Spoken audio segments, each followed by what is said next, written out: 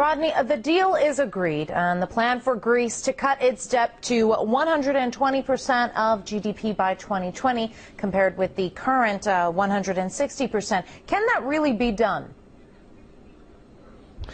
No.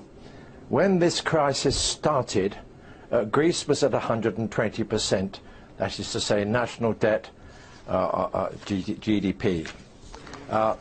Over 100% is unrepayable, and that's the situation in the USA.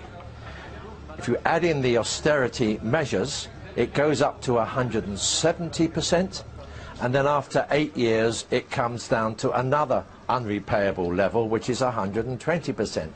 The plain fact of the matter is these are manipulations to justify the banking occupation of Greece. The Greece people should revolt, because they are being smashed into the ground, their sovereignty is being destroyed, their property assets are being sold off, they're being put into poverty and debt peonage, not just for the rest of their lives, but for their children and their grandchildren's lives. The whole thing is a fraud. Well, if Greece again fails to meet its targets, and based on what you're saying, it sounds like that could happen, is there anything left in the country that could be cut? Yeah, the Greek people are brave people. One thinks of their record during the Second World War. They're highly inventive people. All that they need, in fact, is a new policy. That policy must start by controlling the banks, which create money out of nothing, put it at compound interest, and do not put it into the real economy, and in particular to the spreading of the real economy.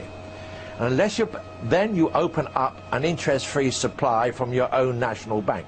But to do that, Greece must get out of the euro and take its own destiny forward in the same way as Iceland is now doing, and doing very successfully. The Dutch finance minister has demanded the establishment of a permanent troika office in Athens to ensure Greece fulfills its obligations. How democratic is this suggestion? This is an office of the financial fascists. These are the local Nazi implementers. They are the sign that Greece has been occupied, colonialized, and sacrificed for something which is not going to work in any case. The office should be kicked out, for starters. Well, the EU is kind of seen by many as taking on a sort of parental role when it comes to Greece, writing off part of its debt, giving more money in exchange for promises that Athens will do what its creditors say. Tell me very quickly, why is the bloc so keen to hold on to such a shiftless member?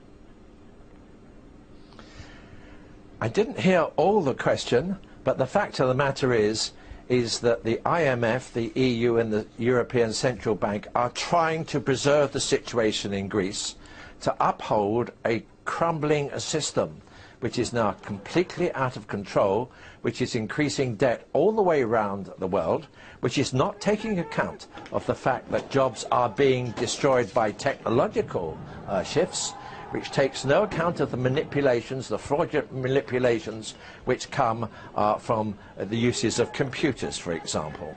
One way or another, they are desperate to maintain the situation because they have a belief that it is fair, efficient and just.